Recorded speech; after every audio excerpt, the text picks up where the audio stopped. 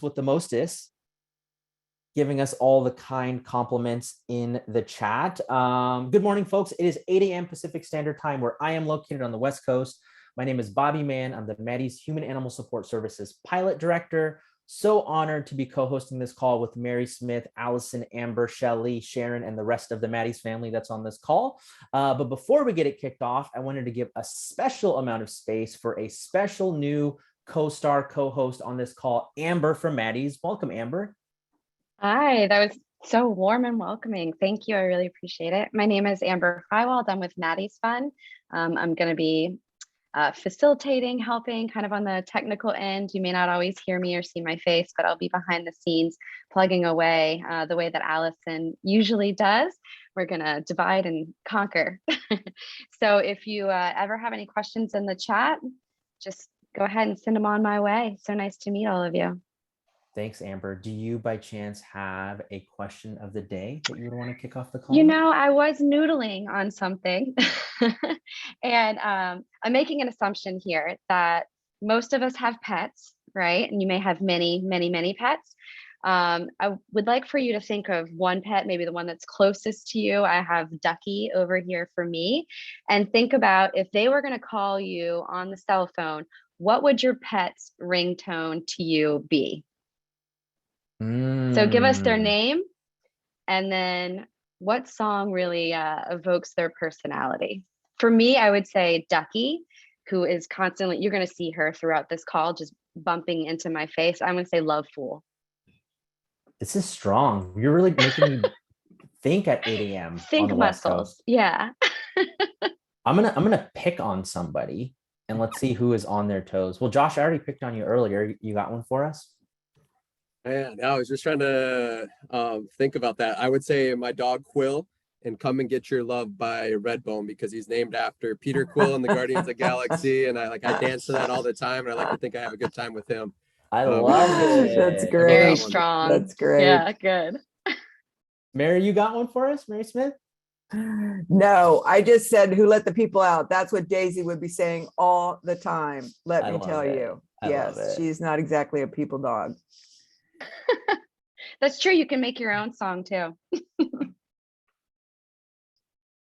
Oh, I love the Shake It Off. Tori, I know you're going to be Flight of the Bumblebee. Funny. Yeah. But Tori, I'd love for you to unmute and mention yours. Yeah, Flight of the Bumblebee, for anybody knows that, the classical song. So yeah, very frantic and all over the place. So I love it. Shout out to Finn, Flight of the Bumblebee. All right, we're going to give it one more minute, folks, just to let people hop onto the call. But for folks that are new on this call for the first time, or you haven't had an opportunity to introduce yourself, this is the perfect time to do that. So if anybody wants to be brave and unmute and say hello to the group, please do right now. I'm going to pause for 30 seconds and let y'all fumble with that mute button.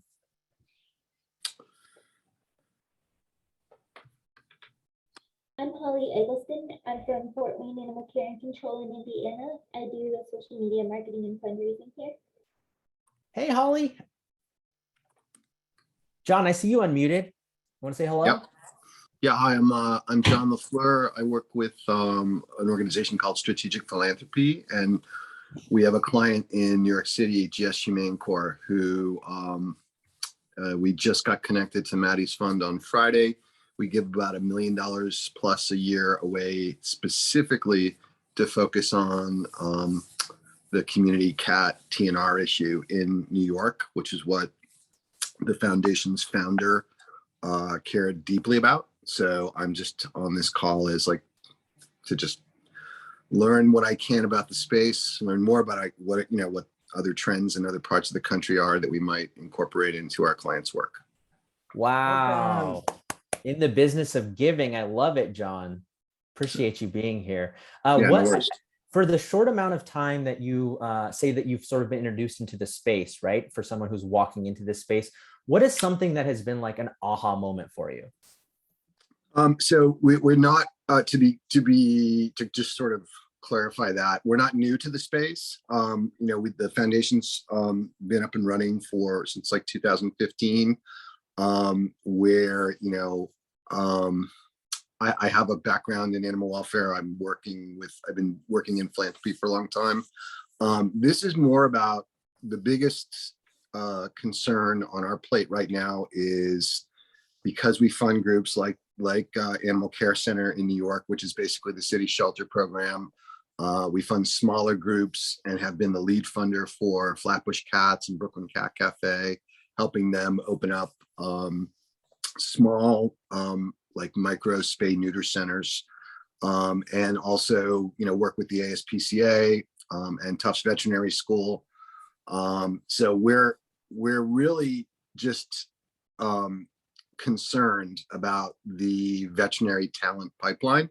So basically the shortage of veterinarians and vet techs. Our focus area is, geographically as a funder is New York, and it's just a critical problem for all of our grantees. So we're really just trying to get at the forefront, tackle big picture issues like veterinary school debt, vet tech debt, student loan debt is what I'm talking about. And really just understand some of the challenges around the country. We're seeing that they're the same. So we're interested in pursuing legislation and advocacy around the issue. So we just want to be as forearmed in our knowledge of the problem as we can be. Awesome, John. Thank you so much for being here. And as Mary mentioned, you have 130 new plus friends now. So I'm sure some organizations from the New York area will probably be shooting you a DM to get to know more about you. Yeah, I'm sure. But speaking of Mary Smith, it's Monday. It's 8:07 a.m. where I am. I know what I need in my life is a little bit of Mary's Monday motivation. So over to you, Mary. Oh, Bobby. Good morning, everybody. It's really great to be here. I just want to thank you all. I'm not sure I ever say that enough to you, just how much you all mean to me to be able to be part of this. I've been going through some personal things, and it's been pretty debilitating for the last 20 plus days. And being able to look at all your faces and to be part of this really gives me strength. And more importantly, y'all give me hope. And these days it is, we cannot have enough hope. All we have to do is look at the news to see that pretty much the world is going batshit crazy. So as we look at what we're trying to do in our own communities, I want to urge everybody, if you didn't have a chance on Friday to hear the Friday call, I would definitely go to the forum, go to Maddie's website and listen to it. Two of our friends on the Friday call, Mike Kiley and Brad Shear, talked about something that I think is really important as we try to figure out what the distribution of animals look like, what's happening in the communities, where are people getting their pets, and really what role will shelters play going forward. And I learned something new on Friday. I learned about this thing called the Shirky principle. And that basically is saying that sometimes the organizations that have been created to solve a certain problem are so focused on the problem instead of the solution that they tend to perpetuate the problem. Now, that's kind of a little bit of a mind fuck. So you have to really, really break it down and think about it. And I've had a lot of time this weekend to really think about what that means. But I think it's really key to sort of who we are in animal welfare and what we've tried to do for so many decades.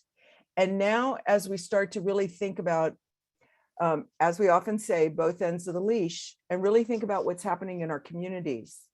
The reality of that is we're really not going to know what's happening in our communities if we just stay in our shelters or in our rescue groups or in our own lane. We're going to have to really step out and do some things that maybe are uncomfortable, scary, and may not actually give you the kind of results that you're hoping for initially. But as we know from having to potty train many puppies, there are a lot of accidents before we actually get to the place where it all kind of works out. So, as Jim Tedford often says, we are animal people. We can change the world. And let's face it, These days, the world needs a lot of changing. So I hope you all have a good week. Again, I want to thank you all for being here. I draw from your strength, and that really helps. I'm out. Shout out Mary Smith on a Monday morning. All right. Well, I know that we're going to move into national updates in a second, but Mary did share something very personal about herself, that she's been going through some things. And so I love Mary Smith, and I know all of you do too. So I'm going to encourage all of you to say something awesome about Mary Smith in the chat. And she's going to be really annoyed at me because I did this because she doesn't like the attention, but I don't care. So keep it going, folks. Let's see that chat. Just have all sorts of awesome content about Mary Smith and what she means to you. And with that, let's also open it up for national updates.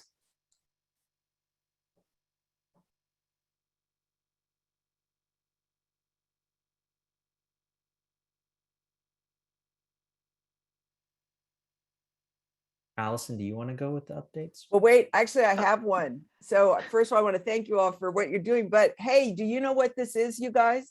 Today is the last freaking day of February. So do you know what that means for tomorrow?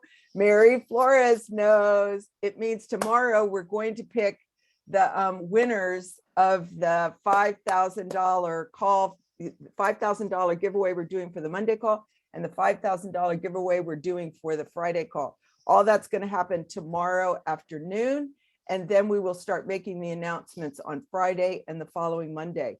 So don't forget, if you are registered if you're attending these calls, you should sign up for the grant giveaways. And Allison and Amber will definitely put that, and actually I think the grants team is here and they will put that information in the chat. So don't forget, every month your organization has an opportunity to win up to $5,000 a month. And you can sign up as many times as you want, and you can sign up for the February giveaway until midnight tonight. So don't forget. And again, thank you all.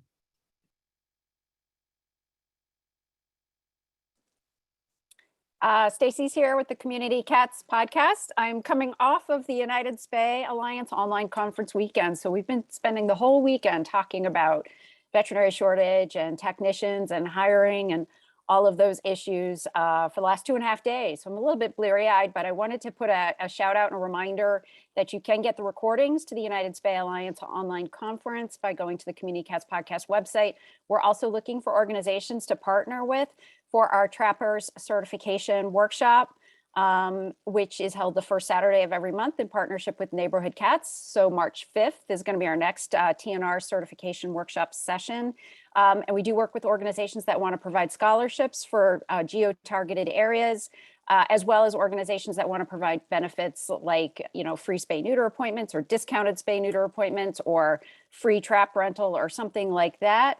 And I think one of the nice tips from the weekend was Dr. Levy shared easy rent out, I think so for your trap bank, they never lose any traps anymore.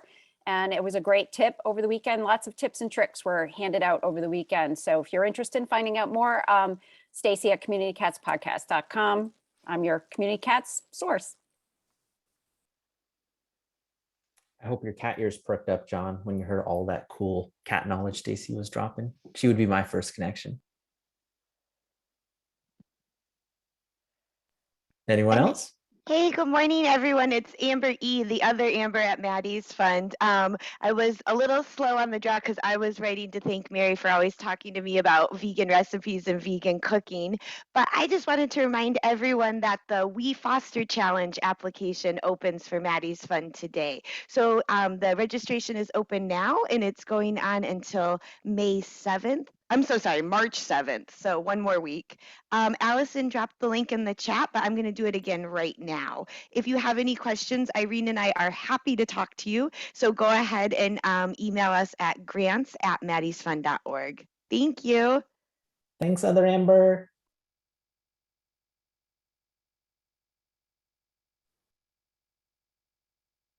Last call.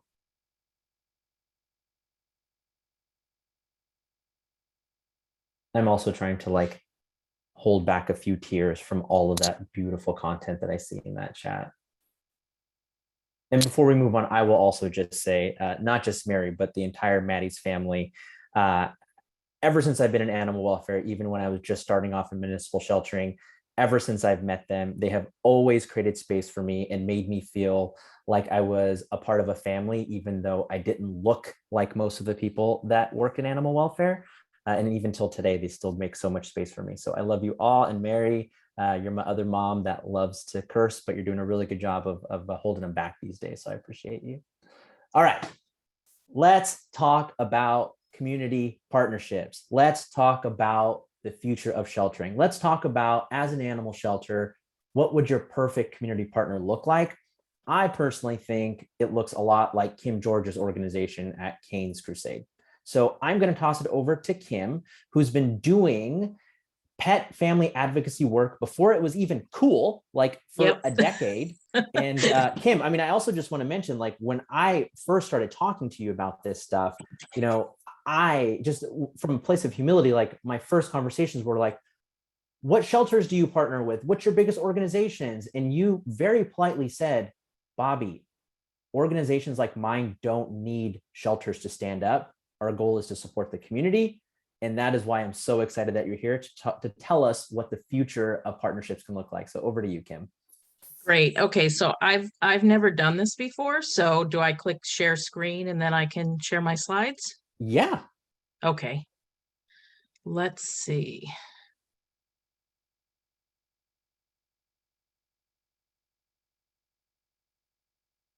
Sorry, guys, hold on one second. So currently we see perfect. So if you want to hit present, you'll be all good to go. Excellent. Looks like maybe press that purple present after you press the first present. You know what? Boom. And then there, I couldn't see it because the there it is. Everybody's pictures were there. Okay. So I'm so happy to be here, and Bobby, I can talk forever. So please give me, you know, indications, warning signs, because I certainly don't want to take up more time than I have today. My purpose in being here is to meet all of you, to share what we've been doing. We are celebrating our 10th anniversary at Kane's Krusade. That is the organization that I founded. And yes, it is. I'm going to move this down here so that I can get that out of the way. Okay, so really our mission is centered all around this concept, or what we call a movement, pet family advocacy. We don't refer to our clients as dog owners, and we do specifically focus on dogs. I know all the cat people out there, I love you, I admire you. We don't hate cats. We don't have anything against cats. We're just really focused on not experiencing mission creep and really focusing on dogs, but we do help cats when we can as well. But pet family advocacy is a movement that is all about helping pet families keep their dogs. So mostly we deal with low income families. However, we have an initiative I'll talk about briefly, which is the Pet Family Housing Initiative. And that can provide advocacy to anybody that's looking for dog inclusive housing. So you don't necessarily have to be low income for that. However, the vast majority of our folks that we work with are low income. But pet family advocacy is something that began out of really from our early days. We started out as a pit bull advocacy group, and we very quickly went into surrender prevention in our early days. And that has evolved into kind of our own program, if you will, which is pet families. So today I'm going to share with you, there are 7 basic principles, and we don't have time to go in depth on any of them, but I'm going to share my contact information. I'm happy to be a resource. I'm happy to be here, and hopefully we can forge some connections and collaborations in the future. So it's all about supporting the human-animal bond. The biggest difference that I want to point out from the beginning is that we're not about just sharing resources with people. It's not about just giving a bag of dog food to someone and wishing them well. That's wonderful when organizations do that. we take it much, much further. We're actually advocating for better outcomes. So I like to joke, none of us are trained social workers. However, we are kind of like social workers for pet families because we do advocate for them. So with Kane's Krusade, as I mentioned, we're in our 10th year, which blows my mind. We only got funded for a full-time position, my executive director position, last year through an amazing foundation who wishes to be anonymous. But before that, I worked a full-time job and I worked Kane's Krusade full-time. And it's amazing through COVID that we're here and that we have impacted so many lives. And we do that through our care kits. That's an acronym that stands for Canine Assistance, Resource, and Empowerment Kits. So that is our monthly food program that we deliver to special needs pet families. That means that the people in the family must either be homebound or have no reliable transportation, and or the dog in their pet family must have a prescription diet that's prescribed from a veterinarian or limiting ingredient food. So either or, it can be either the people or the dog or both. And we also fund vet care assistance. That is our biggest annual investment. We have already funded almost $9,000 in vet care assistance this year. That's incredible because last year we funded just over 23,000. So we are on track to, we could invest $1 million. As all of you know, vet care is such a huge challenge. And not only that, but accessing vet care is huge. It's a huge crisis in New England, where we are in Springfield, Massachusetts, and I'm sure in many other parts of the country. So that's where the advocacy comes in, is actually utilizing our partnerships with area veterinarians and being able to get dogs seen when they otherwise would suffer tremendously. The final component is our pet family housing initiative. And we have a board member who is our pet family housing specialist. He's not an attorney, but he's well-versed in landlord-tenant issues and the laws in Connecticut and Massachusetts. And we advocate for special needs families with emotional support animals and also service animals. We can counsel them on how to achieve a reasonable accommodation. So people that are in housing authorities, people who are seeking shelter that are homeless. We work with quite a few homeless individuals. We're helping a woman in Southern Connecticut right now who's homeless, living in her car with her dog. And we are advocating for her in a number of ways to help her transition out of that challenging situation. So it's more about also working with landlords and property management companies, and I'll talk more about that in an example, to really help them to develop and open their hearts and their business minds to the thought that you can have pet inclusive housing and it can be good for your bottom line. So that is our growing edge, is the housing initiative. There's a huge gap there, and we are very excited about developing and growing our efforts in that area. So, hey, Kim, can I ask a really quick question before you move on? Sure. About your vet care assistance? Do you have any level of cap for how much you're able to support a specific family with, or how do you manage your allotment of funds?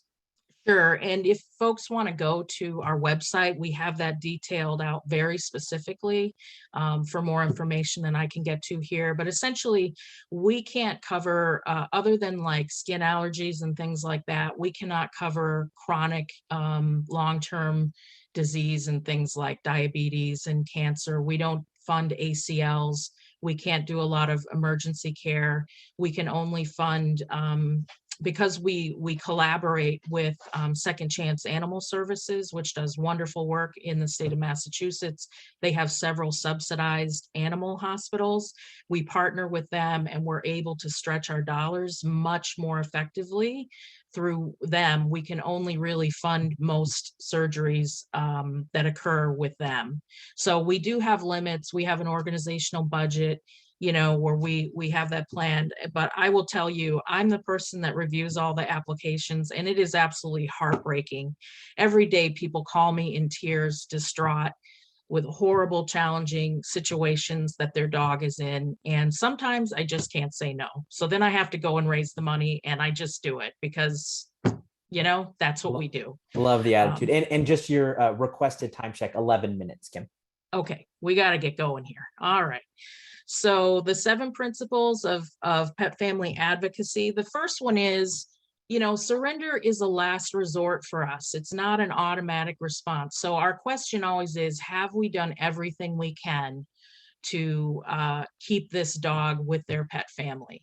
And so we focus on the root causes. We don't rehome, we don't foster, we don't shelter, we don't do any of that. We work with our other partners, and they do that better than us, and we can save the overhead of not having to have a building like that. It keeps us very nimble and lean. We focus on the economic, the behavioral, and the housing issues. In this picture here, you've got Joel and his dog Nala, and we fund dog training.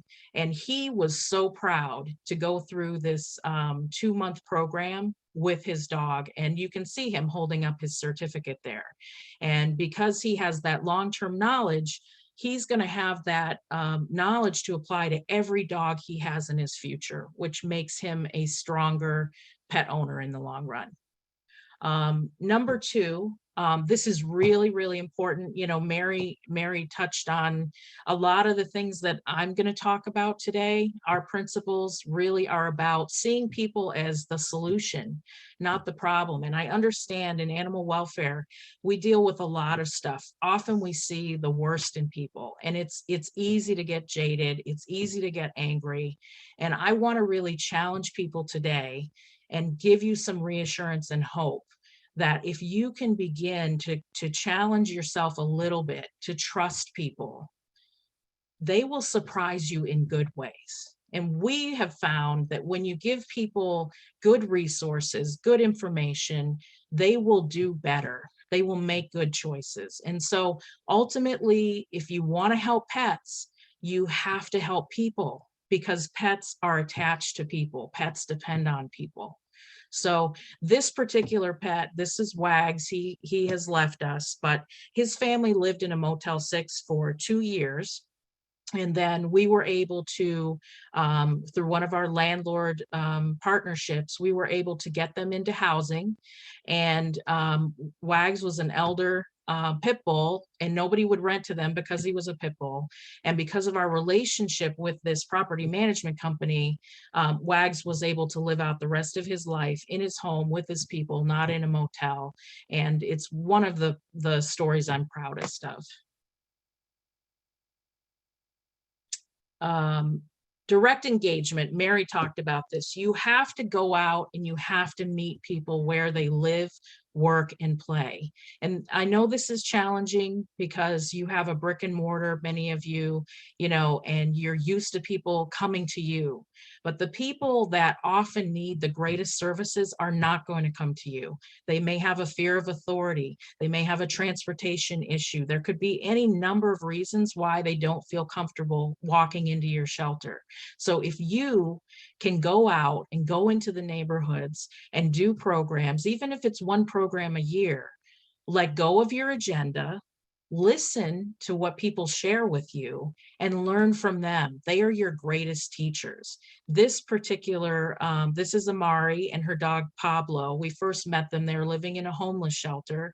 Her mom is disabled. He developed a gastric kind of issue, a stomach issue. They thought he had a blockage. We got him in to see a vet. She had spent all of her money that she had left on an ER visit for this dog and couldn't get the diagnostics to determine if he had a blockage. quick end of the story. Basically, we got him the vet care. He didn't have a blockage. We then worked with the housing authority where she got placed, and they were giving her a hard time because he's a pit bull and they don't want to see pit bulls. It's just a reality, folks. And we were able to advocate for this family. We got him neutered. We got him vaccinated. We got him licensed. We drove her to the neuter appointment. We drove her to get the license, and they have been in that housing situation, and now they're one of our regular care kit recipients. So you can't have those kinds of outcomes unless you get to know people, and you have to enjoy people. It might be a radical notion sometimes, but we actually enjoy the vast majority of our pet families, the people in them, as much as the dogs. We focus on finding solutions, not fault. And one of my favorite phrases is, don't let perfect be the enemy of good. The way we treat our pets, what we do for our pets, that's how we live our lives. If we bring our expectations of how people should be with their animals, that's a problem. Now, it doesn't mean you can't have standards, right? And you can't share great information. But when you come in with an agenda to work with people, people don't like to be educated. People like, to learn things. They like to be challenged. They like to be heard. And so meet people where they're at. And this particular incident, he was an early dog that we had. This is Dice. And then Pete was the companion in the pet family. And when I first met, I followed this dog for like 8 months. He was on a chain in the yard. Every time I drove by, I never could find Pete. And then one day we were driving by and Pete was in the yard with the dog. And I literally told my volunteer, stop the car. And I must have looked like this crazy woman jumping out of the car. And I went over to Pete and I said, oh my gosh, I've seen your dog for 6 months. He is so beautiful. What is his name? And I just built a conversation. We built a friendship. We were able to, we used to build dog houses we called condos with a K for dogs that had to live outside. Well, we gave him a condo, and this is an actual vet visit where we got Pete to bring the dog to a vet, and he was very opposed to neutering. I'm happy to say that Dice got neutered because of the friendship that we built with, and the trust and goodwill we built with Pete. And Dice had a great life, and he eventually came in to live inside. And even though Dice has passed, Pete still calls me every once in a while to just talk. And that means the world to me. So looking at people as part of the solution and not finding fault with them will take you far. Principle number 5, we use the word empowerment. We don't talk about educating people. Education is about, in this context, is like a top-down hierarchy. You are not going in to educate somebody about how they should take care of their dog. You're offering resources, you're offering opportunities. And in this situation, this is Grissum and her dog Goliath. And she was very opposed to neutering Goliath. And one of the things that's different about us is we don't require spay neuter to receive our services. Now, that has been somewhat controversial in the past. Some people don't understand why we don't do that. That being said, 97% of the dogs in our programs are spayed or neutered. We would rather build a relationship with people and have them come to the decision themselves and feel good about it versus backed into a corner and forced to do something. And that's not a good situation for anyone. So Grissum really was opposed to it, but over time, she was part of our program. About 80% of our volunteers are the people that we serve. So we have a whole pay it forward part of our program. And she became an advocate. Goliath did get neutered. He got microchipped. And she became such an advocate that when I would go into certain neighborhoods and I'd want to talk to people, or I had a challenging person who just was so against spay and neuter, I would bring her and she would talk to them. I wouldn't talk to them, and she would actually advocate. And we got so many referrals from her, and just she became our champion for spay and neuter. That wouldn't have happened if we forced her into it. So empowerment sets people up for success. Kim, I got two things for you really quick. I wanted to give you a quick time check of about 2.5 minutes, but also Stacey Dane said it. I feel like I'm in church. This is just the realest shit. I'm feeling so awake and so encouraged. We also have a peer group that's related to just community engagement. I would love if you would come spend a whole hour with that group talking about your organization. So hopefully I'm like voluntolding you to do that. I'm So there. if You don't you're even in, have to ask. I'll do it. We'll wrap this in 2 minutes, and then I'm going to Yep. share the link for everybody else to come spend a whole hour with Kim with us. Great. Yeah, so I'm going to move forward then. Collaboration is everything. One of the biggest points I could make to you guys is do what you do best, and then find out where the gap is in your community services. Do a community assessment of what your community needs. Avoid duplication. Don't, do something if somebody else, another organization in your community is doing it. That's what we're very, very strict about.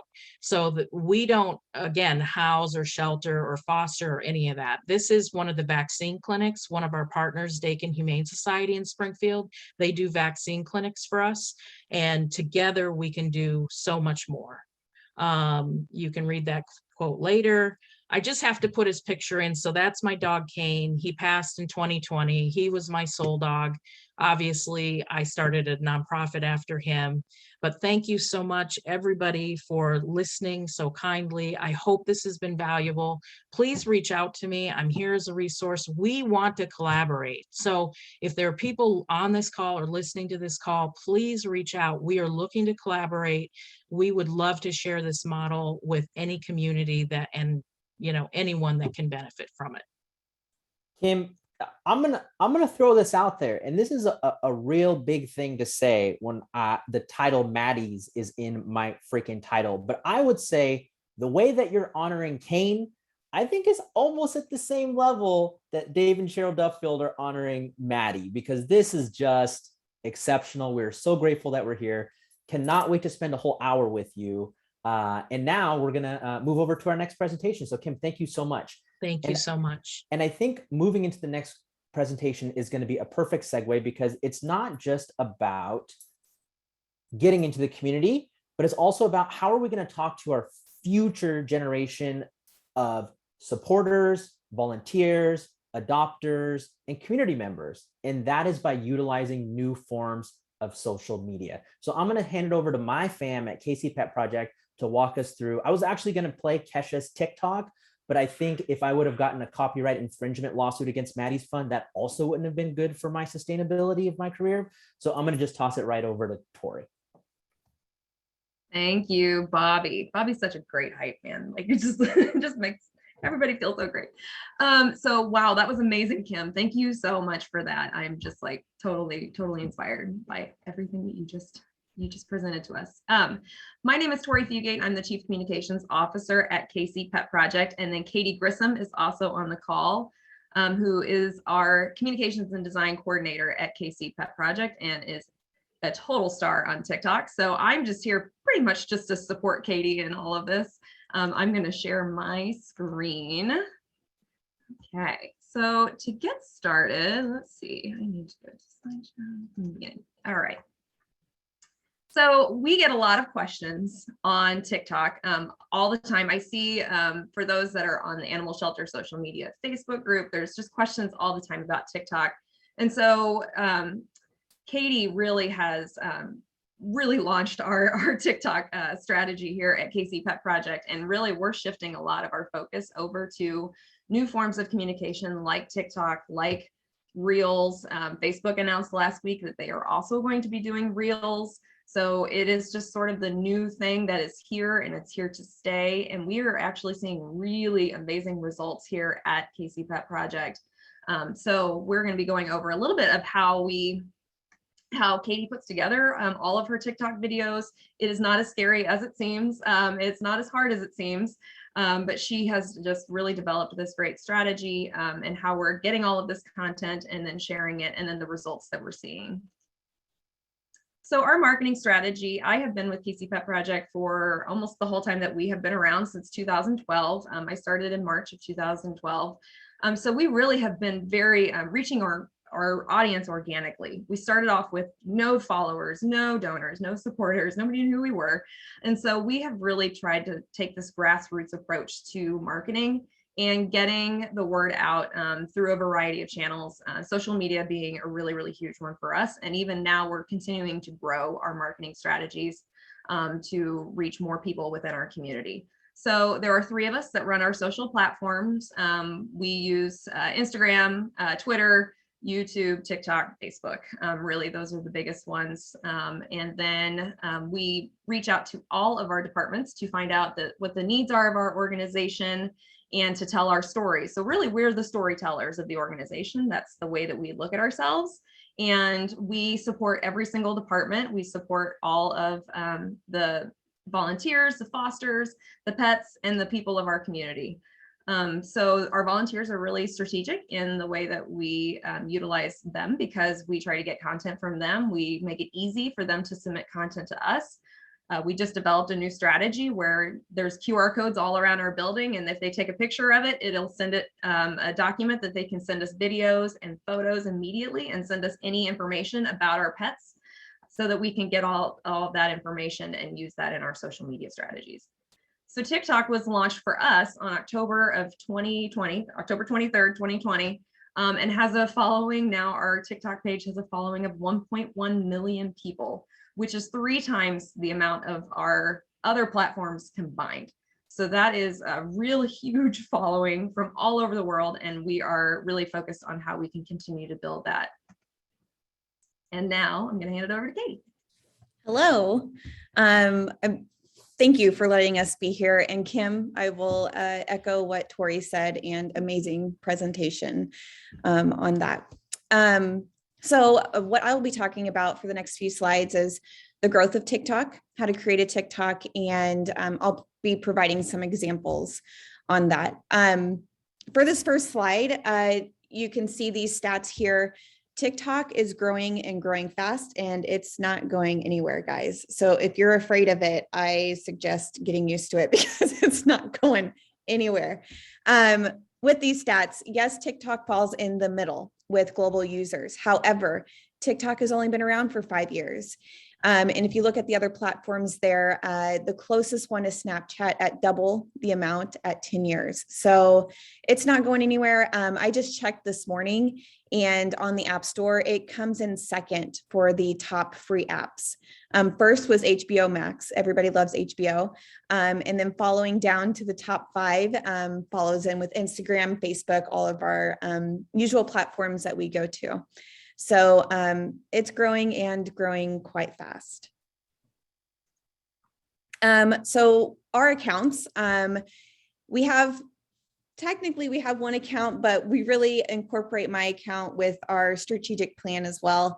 So KC Pet Project, like Tori mentioned, has 1.1 million followers. Through KC Pet Project's page, we really look through storytelling through the lens of our brand and our organization. We feature pets, we feature our programs, maybe even staff and volunteers, and we do behind the scenes looks as well. And again, we've gained 1.1 million followers in a very short amount of time, considering. For my TikTok, I just last night reached 2.5 million followers. So what I'm doing is I'm telling my story, my perspective of working at an animal shelter. One of my biggest things that I love seeing is people constantly commenting that they have started volunteering because of my TikToks, or they have chosen a career path to animal sheltering.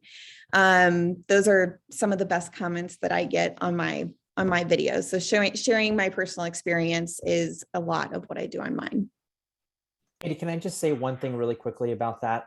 Folks, I think this is such a great opportunity to look at leadership like Teresa Johnson, and just to show that the work that happens at your organization is not just proprietary to your organization. If you let young leaders like Katie have an opportunity to share your story on their platforms, you're going to reach an audience that you never thought you would. So shout out to Teresa. Bobby, thank you for calling me young. I appreciate that. That just made my week. Okay. So storytelling, no matter if it's on KC Pet Projects page or my personal page, I do storytelling. And before starting TikTok, I would have never considered myself a storyteller or even being good at it. So it's come with a lot of practice, but I feel really comfortable in it. So storytelling is what we utilize, and we are all used to storytelling in nonprofits. It obviously has a big success of getting people to interact with us. So I've included this photo here because this photo tells a story. However, it's a static photo. It is black and white. There's not even color to it. However, it tells a story. So if a photo can tell such a compelling story, surely we can tell a compelling story through a 60-second, even a 30-second video. Through social media, we've all come across bumps in the road, and it's going to be bumpy at first if you start posting on TikTok. It is. It's going to be bumpy as in if you decide to do voiceover. I'm still practicing voiceover, even though I do it every single day. It is a hard thing to do sometimes. You're going to learn what's going to work and what's not going to work. But with everything, practice makes perfect.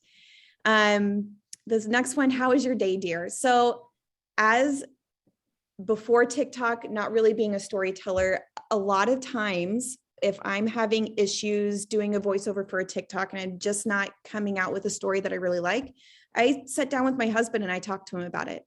And it's literally just discussing with him and having a regular conversation with him has come out into being some of my most favorite TikToks I've done. And fresh eyes. A lot of us get that tunnel vision. We come in to our organizations day in and day out. We do our work, we go home. But sometimes it is good to take a step back and try to remember what made you so excited about coming into this organization when you started. So having fresh eyes, maybe even talking to friends and family about what they like about the organization you work for, just getting new ideas that way of having fresh eyes and not just coming in onto your computer and going home kind of thing. You'll really start to see aspects of the organization that maybe you never knew of, maybe you never witnessed hands-on with. It's just a good, for everything, just a good thing just to step back and look. Okay, so we're going into TikTok creation. I promise you don't need a filmmaking degree. I promise. So there's really just 3 things that you need. Your cell phone is my video camera. I don't use a professional video camera for TikToks. I use my cell phone. And I take videos, and whenever I take a ton of video, I stop and I take even more video. With TikToks and just video, short form video in general, you cannot have enough video on your phone. So if you don't have iCloud, I suggest you get it, because I have filled up my phone plenty of times with video, even just really in a single day. A recent example that we had was Tori and I went out to a resident's home, and we were helping and providing resources to the people living out there. And taking care of the animals that they had. I had probably 30 minutes of video on my phone and whittled it down to about 60 seconds of a TikTok. And it sounds excessive for 30 minutes, but it was enough to give me all of those important aspects of the entire story. The app that I personally use and I love is Adobe Premiere Rush. If you have the Creative Cloud, this will already come with that. So you just have to download it on your phone. If you don't have Creative Cloud, I think it's about $10 a month. It's totally worth it. The reason why I use Adobe Premiere Rush, not only is it comes with already having Creative Cloud, is that it does that vertical video format. So if you don't do Premiere Rush, at least try to find a editing app that will support that vertical format. Then the last one, of course, is to have a TikTok account. My best advice on this is to sign up for a creator account instead of a business account.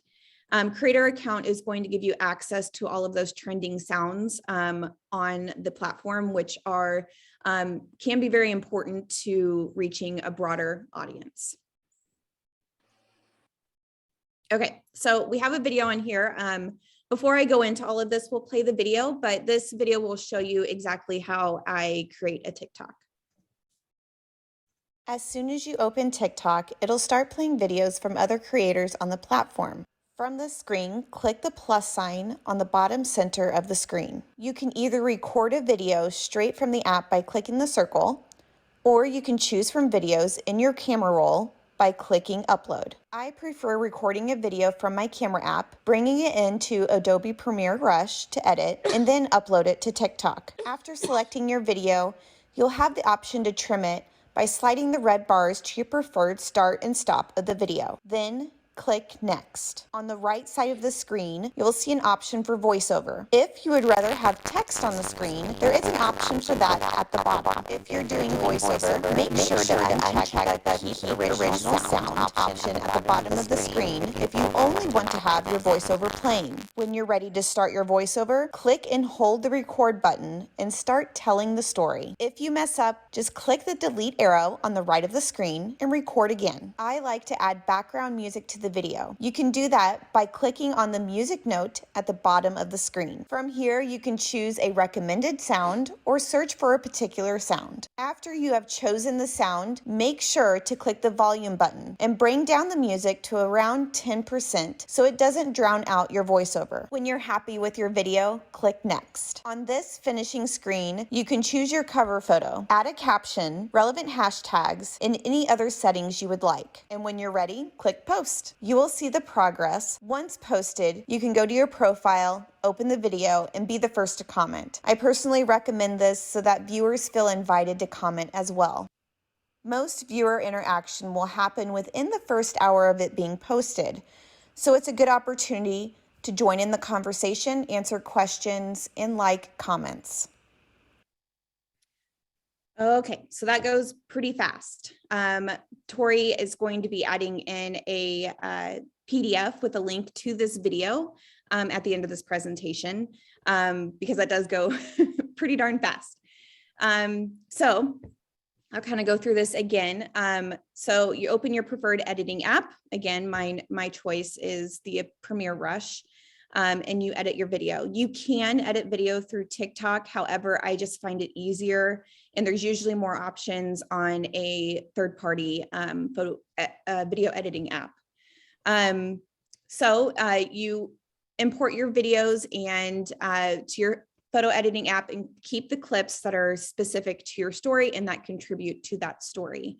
Currently on TikTok, you can upload up to 3 minutes. There has been talk of being able to upload to 10 minutes of video, which is insane to me. I feel like that is very much competing with YouTube.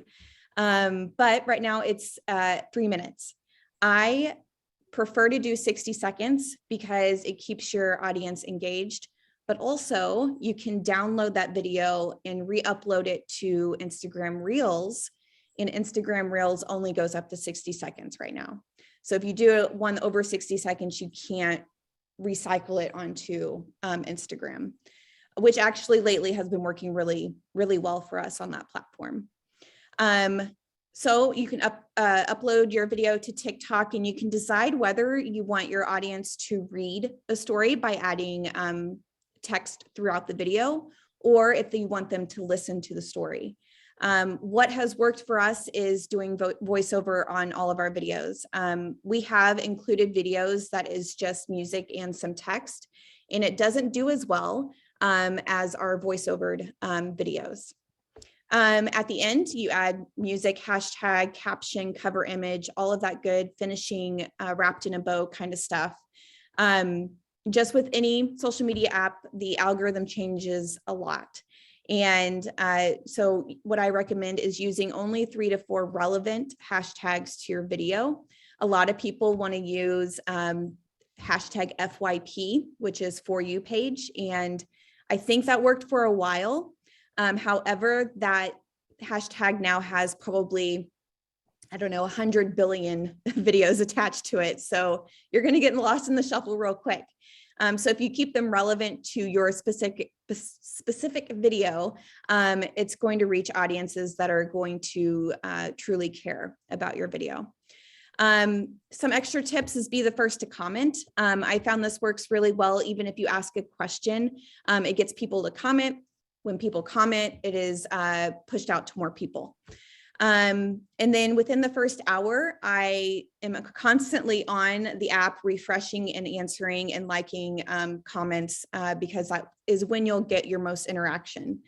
And then keep posting. Not every video is going to do well, and that is totally fine. But keep posting and figuring out what works and what doesn't. Katie, I just want to frame something really quick because I'm looking at folks. One, you're blowing my mind. And luckily you and I speak a very similar language, but I know there's a lot of folks on this call that are like, I don't know what the fuck any of this means, but I know it's really important. Folks, it really is important, right? So remember, I know, Kay, I see you laughing right now. I see you chuckling in your seat.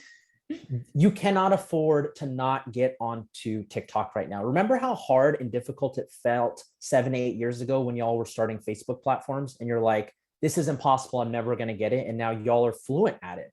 This is the next iteration of that. Right now, the algorithms are so friendly. What that means is, remember 6 or 7 years ago when you got on Facebook and y'all got a bunch of likes really fast, and now it's a lot harder to get them than it was before. And the folks that are trying to start their pages now are like, it's going to be impossible to get to 10,000 people.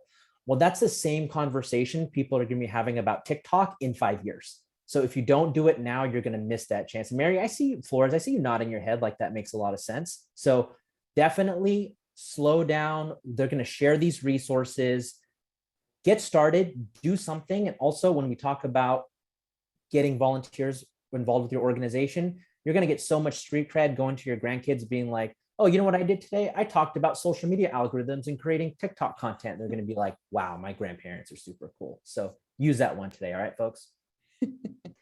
Hey, Katie, in the interest of time, I'm going to skip over the next slide. Sure. Oops. So, but this is just, we can share these slides afterward, but these are just some other great ideas for videos. Hello, here we go. This is my last slide. This is basically just some resources about TikToks for organizations, charities, nonprofits, and then some quick ideas because it can. So I saw that Caitlin had asked a question of how often we post. I have been trying to post Monday through Friday every day. That can be hard. And especially if you're posting that much, you start to be like, what should I post today? And kind of getting that artist block or whatever. There's a lot of good resources there. And here are some ideas of different aspects of your organization that maybe you never really thought about highlighting. Okay. And just very, very quickly, we are seeing insane results from TikTok. You may have seen this video. This is the Simon video that really launched our platform. And so this video is currently up to 77 million views. Be ready that a video could go viral anytime. We knew that this story was going to resonate whenever we were the next day, it was at 20 million views. So it was our largest story to date. We did interviews with German TV shows in Taiwan and Japan and all over the place. I had an Italian news media outlet reach out just last week. So it's still going. Just be ready that it could go viral at any time. And that's where you have to step in and really get the word out about the video. We are seeing adoption success, so we're sharing all of our long timers and long stay dogs on there as well. So these are all out of state adoptions that have happened as a result of this. So people are flying in, driving here to adopt out pets. Some of these dogs have been here hundreds of days, months, and they're getting adopted as a result of TikTok. And then donations. We are seeing donations coming in. We put up a video just last week of really cute puppies saying we needed puppy food. We had multiple days of multiple Amazon trucks here delivering puppy food from all over the United States. And we're seeing donations coming in. We're having to Google the currencies, trying to figure out where they came from. So there is a lot of success that we're seeing on there. And then I will just skip over this, but TikTok is definitely going to be in our strategy for a long time. There's our contact information. And like a real Marcom speaker guru, Tori gets it done right at the top of the hour. Katie, Tori, Kim, amazing stuff. I'm going to toss it over to Mary Smith to close this out. Wow, you guys, this has just been like the best Monday ever. I can't tell you how full my heart is, how full my brain is.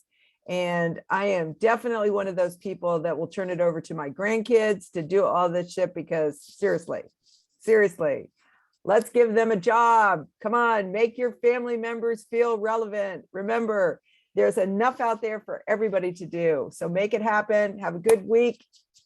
See you soon. Thank you all.